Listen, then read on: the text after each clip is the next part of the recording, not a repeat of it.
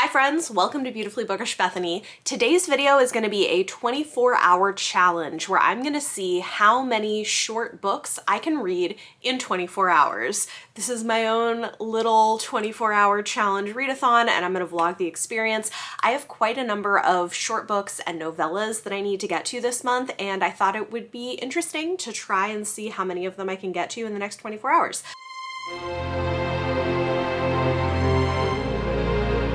So as I'm beginning this video, it is about 11 a.m. on Monday, so I'm going to give myself until 11 a.m. on Tuesday and see how many things I can finish in that time. Let me show you a few of the things that are on my TBR that I may be picking up, and I'll check in as I finish things and we'll see how much I can get to. It should be interesting. I do have some time available today. I don't have to pick my kids up from school until 3 o'clock, and I do have to run a few errands, so I'll probably do some audiobooking during that time, but I have a decent amount of time available to me to read and I don't have anything happening tonight. So the first thing that I have to read is Galatea by Madeline Miller. This is a short story and the vlog was inspired by some of my higher tier patrons who picked this for something for me to vlog. So I thought, you know what, let's just see how many short things I can get to. This is not very long, it's about 50 pages. It's a mythology retelling set in ancient Greece where a skilled marble sculptor has been blessed by a goddess who's given his masterpiece, the most beautiful woman the town has ever seen, the gift of life. Now his wife, he expects Galatea to please him, be obedience and humility personified, but she has desires of her own and yearns for independence, because of course she does. So we're gonna read this for sure. We'll see how that goes. Then I have The Heartbeat of a Million Dreams by Halo Scott. This is an indie published sci-fi horror sapphic romance from what I understand. It was sent to me by the author, so we're gonna give it a try and see how it goes. Then I have Into the Riverlands by Nevo. This is coming out in October. I adore Nevo's writing, so I feel like this is going to be a good time. It's not very long. I love this whole series. They're like mythological novellas inspired by Chinese history and mythology, following cleric Qi as they travel around recording history, and I'm sure it's going to be lovely. I've got Into the Wind-Racked Wilds by Deborah Baker, aka Shannon McGuire. This is the third book in the spin-off series from Middle Game. It reads kind of like middle grade, and I don't know, these are just really delightful. I'm also planning on listening to The Night of the Mannequins by Stephen Graham Jones. He is an Indigenous horror author, and this is the audiobook thing that I have, so I'm going to try to get to that. And then depending on how things go, I do have a couple of other things I could read. One novella that I've been meaning to get to that this might be a time for me to pick up is Exodus 23, which I have heard a lot of great things about from Audrey over Perpetual Pages, so I wanted to read this. From what I understand, it's a paranormal romance novella by a trans author that apparently is really good, so I may pick that up. I feel like that is adequate. If I finish all of these and still have time left, then maybe I'll pick up other stuff. But those are kind of the things on my TBR that I'm hoping to get to. We'll see how much I can do in the next 24 hours. Wish me luck. And I am going to start with Galatea. Just go ahead and get this knocked out. It shouldn't take long. And I am done. That took me less than 20 minutes. But wow, it's really good. I don't really know what I was expecting because it's fairly short, and you know, you don't normally expect anything incredible for something that short. I mean, and not only is it short, but the pages are tiny. So it's a very short story, but dang, it packs a punch. I was not super familiar with the original Pygmalion story. I knew it existed and that it inspired things like My Fair Lady, for instance, but I didn't realize it originated in Greek mythology about this sculptor who thinks that, you know, prostitutes are disgusting, and so he carves this woman out of stone and asks a goddess to bring her to life, and they kind of live happily ever after. And the author's note at the end of this does a great job of pushing back on some of the problematic nature of that. And this is all told from this woman's perspective, but she's given a name, Galatea, and this is a book that really deals with misogyny, with domestic violence and abuse. So it is intense, like heads up, content warnings for some of that if you're going to be reading it, but it's really good. Yeah, this was excellent, honestly. And I think this is a good reminder to me of why I do like Madeline Miller so much. This is so brief and yet really powerful, and I can see why they turned it into its own thing. So I would say definitely worth a read. This is like a 5-star short story for me. It was excellent. So far so good. This was very quick to get through, so yay. I think next I need to go run some errands, so I'm gonna start listening to The Night of the Mannequins by Stephen Graham Jones, and I will check back in later. While running errands, I finished listening to The Night of the Mannequins by Stephen Graham Jones, and this was interesting. It was not what I was expecting. I feel like I'm still processing it, and it's one that I think is a little hard to talk about without spoiling it, but I would just say that my expectation of what was gonna be happening was different than what actually happened. But it is a slasher horror novella following a group of teenagers who do a prank involving a mannequin that maybe comes to life, and people die. And yeah, it was a really interesting novella. I don't know. It didn't go the direction I was expecting, and I don't want to spoil it for anybody who hasn't read it. I liked it but didn't love it. Not my favorite work from Stephen Graham Jones. I think I'm still trying to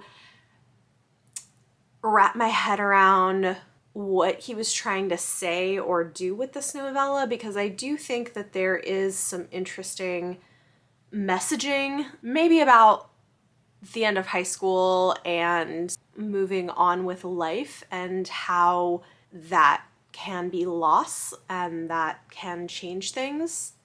I think there's something there. Yeah, liked but didn't love. I feel like this is probably going to be a 3-star read for me, is what I'm leaning towards. But I need to sit on it and actually write a review, and I kind of want to look at a few other reviews too and see what people are saying about it, because it wasn't what I expected, and it was interesting. It was good though. I mean, I almost always enjoy his writing. So anyway, worth a try. It was very short and sweet. In fact, I finished listening to it so quickly that I started another short work that I had on audio, Recitatif by Toni Morrison. This I had from Libra FM as an influencer review copy from a while ago that I hadn't gotten around to. And what's interesting about this is it's the only short story Toni Morrison ever wrote. I haven't read the short story part yet, but I did finish listening to the introduction by Zadie Smith, which is half the length of the audiobook, so it must be a pretty short story. But what's really interesting about it, so I'm excited to see what I think of it when I read it, is that the story wanted to do an experiment where you're following 2 girls, one is black and one is white, and you are never told which is which. And the experiment is kind of to see how readers respond to that and the assumptions they make, and Zadie Smith's introduction is fantastic. So I will be finishing that at some point. I don't have that much more to listen to. And then while eating lunch, I started reading Heartbeat of a Million Dreams. This is interesting. So it is sci-fi, it's set on Mars, and there are some evolved humans who can at times turn their bodies into energy instead of matter for a limited amount of time, which is fascinating. There's a dual perspective, one of whom is a girl who was attempted to be killed when she was a baby because people think she's dangerous and she's on the run, and I don't really know why. She's also clearly intended to be neurodivergent in some way. And then there is a girl, or I guess woman, who's a professor and the head of this rebel organization, and I think their paths will intersect at some point. So the plot is really interesting, the world is interesting. I will say the prose is a little bit overwrought for my taste, but you know, I make some allowances for something that's being self-published and probably had an editor. I mean, it's not terrible, but it's, you know, like sometimes those things can get a little bit overwrought, which I think this has, but I am interested and I think the characters are interesting. I will say that Slade, who is the girl who is kind of on the run, I don't know if she's intended to be autistic or just have some kind of a sensory processing disorder, but it's really interesting reading her perspectives because she gets very overwhelmed by loud noises and people touching her and crowds and different things. And so you get this kind of visceral description of what that is like. So yeah, it's interesting so far. I'm gonna keep reading this. It's not very long. It's like, how long is this? It's 160 pages and I have an hour and a half till I gotta go pick up my kids. So we'll see how far I can get with this. But so far I am getting through quite a bit. Time for an update. It's about 8:30 at night. My kids just went to sleep and I actually got a surprising amount read so far today. I am going to do a little bit more reading and we'll see how many more things I can get to. But I did finish listening to Recitatif by Toni Morrison. Brilliant. This was my first outing with her and the short story was incredible. I am actually really glad that I listened to Zadie Smith's introduction before reading the story. Even though the introduction is just as long as the story, I think I took a lot more away from it. She just does such a great job of unpacking what the story is trying to do and like the nuances to look out for. And so I probably picked up on a lot more of it reading it after having read the introduction. And it's the only short story that Toni Morrison ever wrote and it's brilliantly done. There are two girls who became friends while in sort of foster home as kids and then re-encounter each other throughout later in their lives. One of them is Black, one of them is white, and we are never told which is which. And what's so brilliant about this short story is that Toni Morrison plays with our ideas about race, our assumptions about race, and sets up the characterization of these girls and women in such a way that you're going to have people arguing, oh, well, this one must be the Black one. No, this one must be the Black one, or this one must be the white one, based on different ideas they have. And it is just masterfully done. And I think Zadie Smith's introduction does a great job of unpacking the way that it does it. It's so smart and thought-provoking and interesting and well worth your time. It's a very short story and one that I think should probably be taught in schools. I think it would be one that would make a lot of sense to teach in schools. So I'm glad that I read it. That one I gave 5 stars to. I don't know what else I would give to it. It's just like so well executed. So 5 stars for that one. And then I also did end up reading Exodus 23 by Freydis Moon. This is such an interesting book and it's something that I think is not going to be for everybody for sure, but I appreciate what it's doing and I'm glad that it exists, and I think for some readers this is going to be exactly what they want. Now, what's really interesting about this, and I said this in my Goodreads review, is that on the one hand, this is religious monster erotica. Okay, that's a lot of what we have going on here. Some of which is stuff that is like maybe less my cup of tea, but whatever, that's fine. Because on the other hand, this is also a story about the spiritual reclamation of trans identity as meaningful in some kind of a transcendental way. It's a book about religious emancipation, about finding your own path to spirituality. It's also very deeply rooted in Latinx culture and language. And there is a lot to like here, but I also think that there is a cohort of people who would be deeply uncomfortable with this book. So just kind of know what you're getting yourself into. The basic premise of this is that the main character is a trans man who is looking for a new start on life, and his mom kind of pressures him into taking a job refurbishing a falling apart church with this man named Ariel. And so he takes the job, they're working on the church, except Ariel is maybe like something more than he seems. And it's worth noting that, which in a way that is really interesting, is this takes the actual biblical descriptions of angels and literalizes them, even with like all the eyes everywhere and stuff. I mean, adding some, you know, more sexual bits, of course, because it is erotica. But yeah, it's really interesting. If you want to hear more detailed thoughts on this, I do have a Goodreads review where I get into some of the specifics. I think that the way this approaches explicit sexuality for a trans man might be really empowering for some trans people and might be really bothersome for others based on online discourse I've seen both.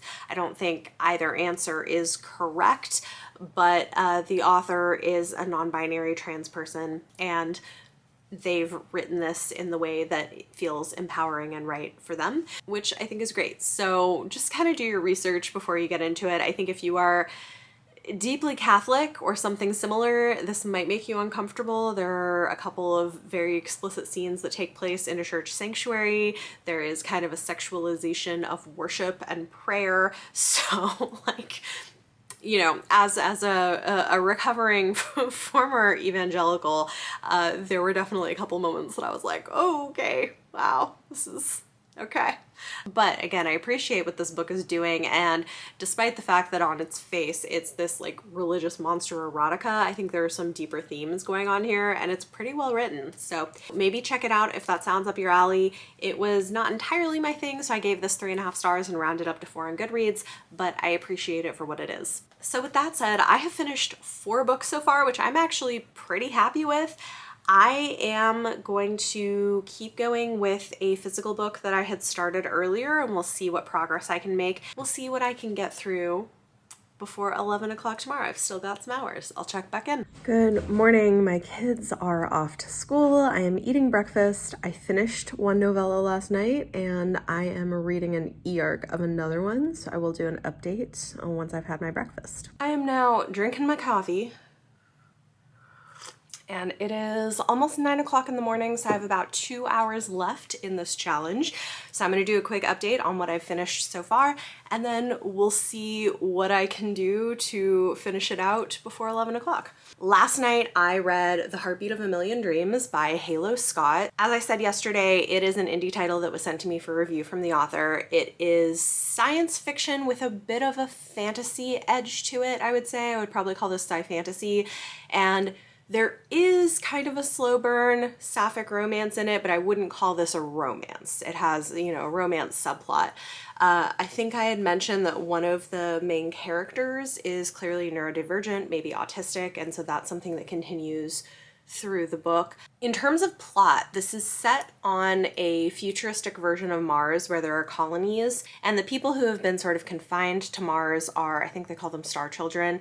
They're humans who developed the ability to sometimes shift their bodies from matter into energy. And then there's this whole thing of like a shadow universe existing. Scientifically, it doesn't make a whole lot of sense. This is why I call it more sci-fantasy, because it reads more like fantasy the way it's all the way it's all constructed, which if you just can go with it, that's fine. I wouldn't go into this expecting something like super scientific. But we have 2 women characters, one who is sort of this special person living on the streets, on the run, neurodivergent, and trying to be tracked down by the people who work for Earth. And then there's the leader of the rebels who are trying to get in contact with her, protect her, and there's betrayal and there's action, and you know, I mean, it's not super long, but quite a lot happens in it. And I liked it. I think the story is pretty good.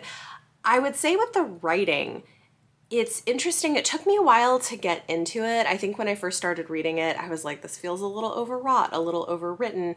And the more that I've read it, and even looking at a couple of quotes with this book, I can see what people are saying is that some parts of it read more like poetry than prose, which if I think of it that way, as that this is more like almost a novel in verse, but not quite, like a novel partly in verse, it makes a lot more sense. I would say especially our character on the run, her perspectives tend to read a lot more like poetry than prose. So they're not necessarily moving the plot forward a whole lot very quickly. There's a lot of sort of philosophizing or poetic language or expressing her feelings and her experiences, which I don't think is a bad thing. I appreciate it, and I appreciate especially what this is saying about people with neurodivergence. I think there's a lot to like here, but I think just go in with the right expectations, that the writing style is this more poetic sort of approach more than what you would typically expect from prose.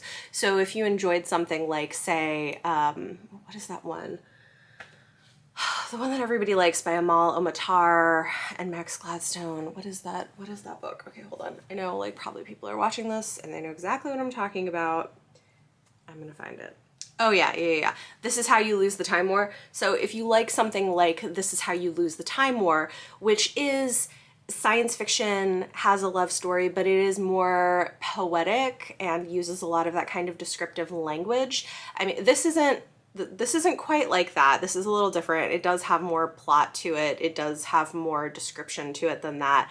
But I think it falls in the realm of things more in line with that than other things. So just kind of know what it is. That tends to be less what I want from science fiction, but I appreciate what it's doing. This is one of these things where I can appreciate what this book is doing. There's a lot that I like about it. It's just not necessarily my favorite approach to this kind of a project, but I think some people could really love it. So if that sounds up your alley, if that sounds like a writing style that you're into, I think this is worth a try. And I do really love the way that this approaches differences in how people process the world and possible supports for that. I think that's really beautiful. So I would say for me, this is probably a 3.5-star read. I liked it. I didn't quite love it, but I did like it quite a lot. And I will round it up to 4 on Goodreads, which is typically my policy with indie books and with books for review. But thank you so much to the author for reaching out and sending me a copy. I appreciate it. And this is definitely something that I could see a lot of people enjoying. It's just really going to depend on whether the writing style is something that works for you or doesn't. I think that's going to be the big deciding factor here. So with 2 hours to go in my 24-hour challenge, I will tell you what I'm currently reading. I am halfway through Even Though I Knew the End by C.L. Polk. This is a novella coming out, I think, in November that I have for review, and I'm really enjoying it. It's super interesting. So this is set in an alternate history, sort of magical version of Chicago a la 1930s, and it follows a lesbian woman who can track people using magic, who gets caught up in something that is maybe bigger than what she expected. And it's a lot of fun. It's very rich in the language and imagery of that time period, but it's taking a look at some of the underground ways that queer people existed in Chicago during that time. Anyway, I'm liking it. It's a lot of fun. I'm about halfway done, and I think I can finish it up pretty quickly. So I'm gonna do that, and then maybe I can squeeze into the Riverlands, because this is another one that's pretty short. It's only about 100 pages long, so we'll see if I can squeeze that in before my time is up. I'll check back in later. And we are done! It is 11 o'clock and I have finished 2 more novellas, which, if I'm correct, brings me up to a grand total of 7 things in 24 hours, which honestly is pretty amazing. Granted, all of them are like under 200 pages, mostly like 100 pages, so it's not that much, but still, I feel a great sense of accomplishment. So let's talk about the last couple things that I read. I did finish reading Even Though I Knew the End. I would call this noir fantasy with a murder mystery and supernatural elements to it. I really enjoyed it. I'd probably give it like a 4-star rating, and I think a lot of people are gonna have a pretty good time with it. So if that sounds up your alley, kind of a noir lesbian fantasy serial killer story in like 1930s Chicago, you should definitely go and check it out when it comes out. And then I also did read Into the Riverlands by Niveau, and I really enjoyed it. I will say this might be my least favorite of the trilogy, but even saying that, it's still gonna be a 4-star read. I still enjoyed it quite a lot. This one I think is interesting because one of the underlying themes in it is this idea that in a lot of stories, it's always beautiful women who get mentioned when they're mentioned at all. We don't get a lot of stories about average or ugly women, and this kind of pushes back on that a little bit, and I enjoyed it quite a bit.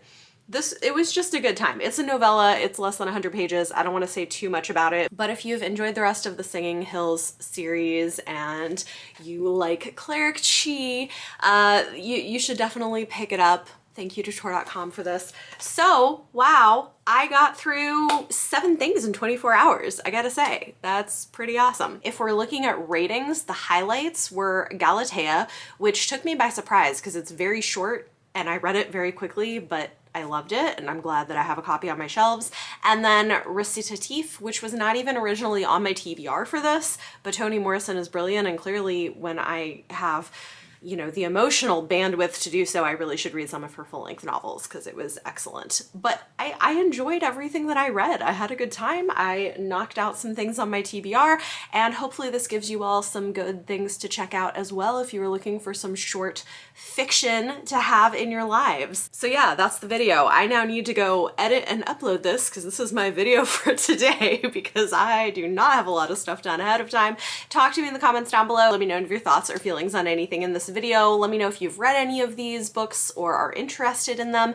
And for your question of the day, tell me about a piece of short fiction that you love. This could be a short story, this could be a novella, something that just really resonated with you or you were a big fan of. Let me know in the comments down below. If you like this video, it always helps if you give it a thumbs up. Subscribe if you want to see more. Thank you so much for watching, and I will see you next time.